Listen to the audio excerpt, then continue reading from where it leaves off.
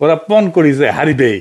বড় দল যত দেরিতে প্রার্থী চূড়ান্ত করে তত বেশি তারা অর্থনৈতিক প্রবাহ নিয়ন্ত্রণে রাখতে পারে। বিএনপি আগে প্রার্থিতা ঘোষণা করে ছোট দলের মতো আচরণ করে ফেললো।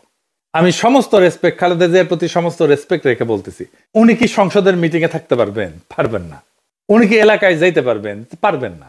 এমনকি উনি কি 3টা এলাকায় গিয়ে একটা করে নির্বাচনী সভা করতে পারবেন? পারবেন না।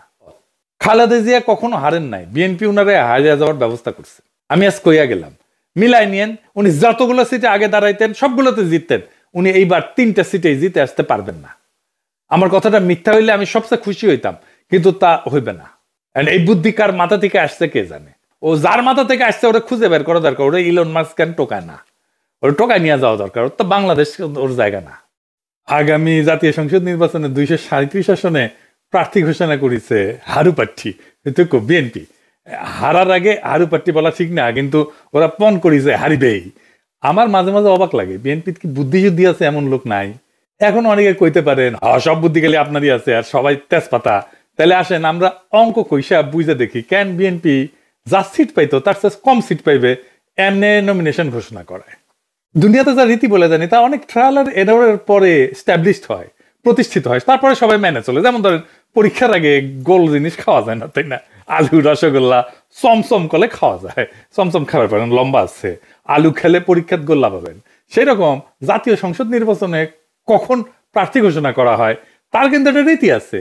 সেই রীতি কি এবং কেন সেই সময়ে প্রার্থী ঘোষণা করা হয়, আসেন সেটা এটা বুঝে দেখি।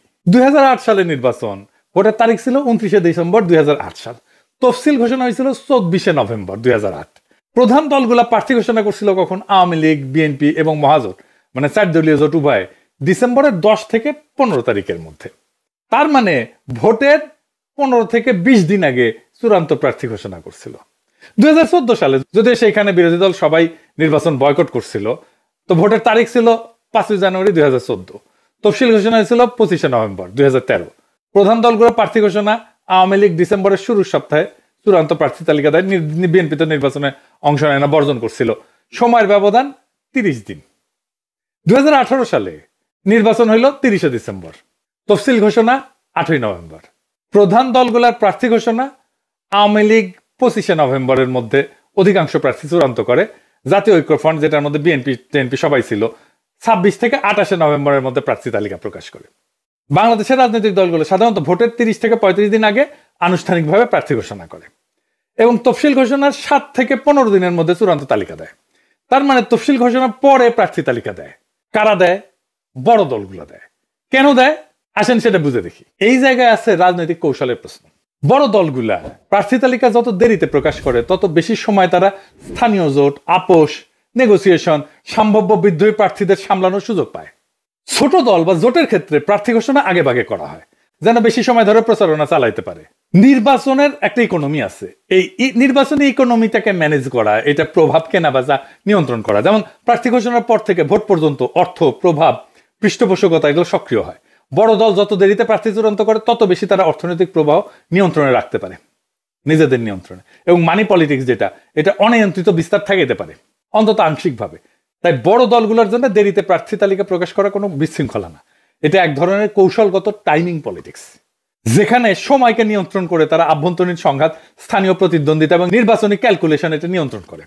তফসিল ঘোষণার দিন থেকে ভোটের দিন পর্যন্ত বড় দল টাইম ম্যানেজমেন্ট করে প্রতিদ্বন্দ্বীদের চাইতে আগায় থাকে। বিএনপি আগে প্রার্থিতা ঘোষণা করে ছোট দলের মতো আচরণ করে ফেললো, আভ্যন্তরীণ কোন্দল বাড়ায় দিল, বিদ্রোহী প্রার্থীদের সংগঠিত হওয়ার সুযোগ দিল। ধরেন কুমিল্লার হাজী আমিনুর রশিদ ইয়াসিন, কুমিল্লার 6 আসনে বিএনপির মনোনয়ন পায়নি। ওনার সমর্থকেরা রাস্তা অবরোধ করে বিক্ষোভ করতেছে, দেখেন, দেখেছেন, স্লোগান দিচ্ছে কি দেখেন। মির্জা ফখরুল, তারক রহমান কাউরে বাদ দিচ্ছে না, শোনান এইটা সাহেব।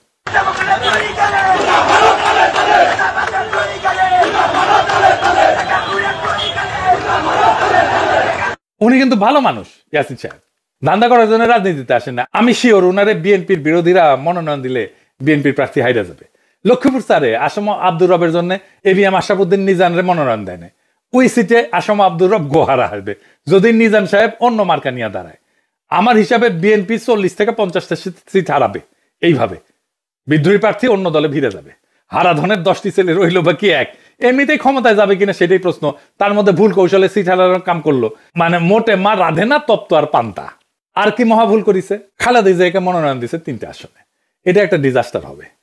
আমি সমস্ত রেসপেক্ট, খালেদা জিয়ার প্রতি সমস্ত রেসপেক্ট রেখে বলতেছি, খালেদা জিয়া সবকিছুর ঊর্ধ্বে থাকবেন। ওনারে আমরা সবকিছুর ঊর্ধ্বে রাখতে চাই, আর ওরা বিএনপির নেত্রী বানাইতে চায়। উনি কেন ইলেকশন করবেন? উনি প্রেসিডেন্ট হবেন বাংলাদেশে, বিএনপি বাদেও যে কোনো দল ক্ষমতা আসলে খালেদা জিয়া প্রেসিডেন্ট হিসেবে প্রথম পছন্দ থাকতেন। ওনাকে ওনার শরীরের এই অবস্থা ইলেকশনে নামাইয়া তো বিএনপি তার দুর্বলতা প্রকাশ করলো। মানে ম্যাডাম তো গত 14 মাসে কোনো পলিটিক্যাল কাজে যুক্ত ছিলেন না। উনি সেরিমোনিয়াল প্রেজেন্সে যেখানে দরকার সেখানে থাকবেন, যেখানে শারীরিক সক্ষমতা লাগে সেখানে ওনাকে টাইনে আনা তো মোটেই ঠিক না। উনি কি সংসদের মিটিং এ থাকতে পারবেন? পারবেন না। উনি কি এলাকায় যাইতে পারবেন? পারবেন না। এমনকি উনি কি 3টা এলাকায় গিয়ে একটা করে নির্বাচনী সভা করতে পারবেন? পারবেন না। এমপি হওয়ার কাজ তো সিরিয়াস ফিজিক্যাল স্ট্যামিনার কাজ। তাহলে বিএনপি কেন ওনারে ভোটে দাঁড় করাইলো? করুণা বা সিম্প্যাথি ভোট পাওয়ার জন্য? করুণা পাবে কিন্তু ভোট পাবে না। করুণা দিয়ে ভোট পাওয়া যায় না, এটা একটা ব্লান্ডার। খালেদা জিয়ার প্রতি সম্মান, ভালোবাসা, শ্রদ্ধা থাকলেও মানুষ ভোট দিবে না। সে একজন কর্মক্ষম নেতা চায়, সে এমন নেতা চায় না যে শারীরিকভাবে দুর্বল। খালেদা জিয়া কখনো হারেন নাই, বিএনপি উনারে হারিয়ে যাওয়ার ব্যবস্থা করছে। আমি আজ কইয়া গেলাম, মিলাই নিয়েন, উনি যতগুলো সিটে আগে দাঁড়াইতেন সবগুলোতে জিততেন, উনি এইবার 3টা সিটে জিতে আসতে পারবেন না। আমার কথাটা মিথ্যা হইলে আমি সবচেয়ে খুশি হইতাম, কিন্তু তা হইবে না। এই বুদ্ধি কার মাথা থেকে আসছে কে জানে। ও যার মাথা থেকে আসছে ওরা খুঁজে বের করা দরকার। ওরা ইলন মাস্ক কেন টোকায় না? ওর টোকায় নিয়ে যাওয়া দরকার। ওর তো বাংলাদেশ ওর জায়গা না। আর কি ভুল করিছে? ফজা পাগলারে নমিনেশন দিছে। ফজা পাগলার মতো যত পাগলামো, মুজিব বন্দনা, আওয়ামী রাজনীতি সবকিছু ওন করিছে।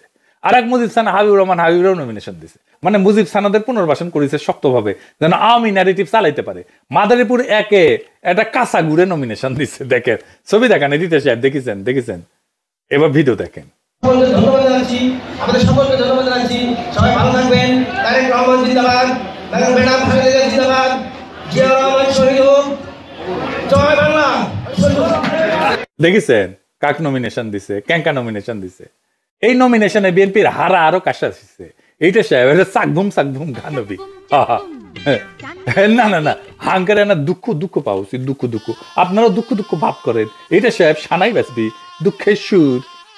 আর হ্যাঁ, শেখ রুমিনুর রহমান নমিনেশন পায় নাই, এজন্য খুশি হবেন না। ওই উচ্চ কক্ষে যাবি, সাথে জামাই কোটার বুদ্ধিজীবীও যাবি, ডাক্তার জাহিদ যাবি, তাসনিম খলিল যাবি, লিগে রেখেন। আজকে কয়ে দিলাম, বিএনপি সরকার গঠন করুক বা না করুক, কিছু সিট তো পাবে উচ্চ কক্ষে, সেই উচ্চ সিটগুলা এদের বসাবে। তো শেষে একটা কথাই বলা যায়, বিএনপি এখন এমন এক বরের মতো যে বিয়ের তারিখ ঠিক করার আগেই দাওয়াতনামা বিলাইছে, কিন্তু কই না পালাই গেছে তা খেয়াল করে নাই। প্রার্থী ঘোষণা করতে গিয়ে আরে এমন তাড়াহুড়া করলো যেন মাঘের শীতে গরম জিলাপি খাওয়ার লাইন ধরিছে, কিন্তু দোকান এখনো খোলেইনি। আর খালেদা জিয়াকে 3টে আসনে মনোনয়ন দেওয়া মানে দৌড় প্রতিযোগিতায় নিজের দাদিকে নামানো, এই আশায় যে সবাই সম্মান করে জিতাই দিবে। সম্মান দিবে ঠিকই, কিন্তু জেতাবে না। ভোট তো দৌড়ের মতো, যে আগে পৌঁছায় সেই জেতে।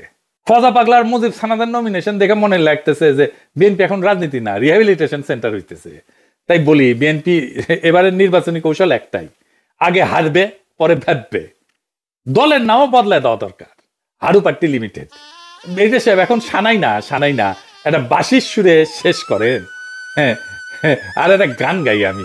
হ্যাঁ, ওই যে আরো দিন তো গেল, সন্ধ্যা হলো, পার করে কে তোরে।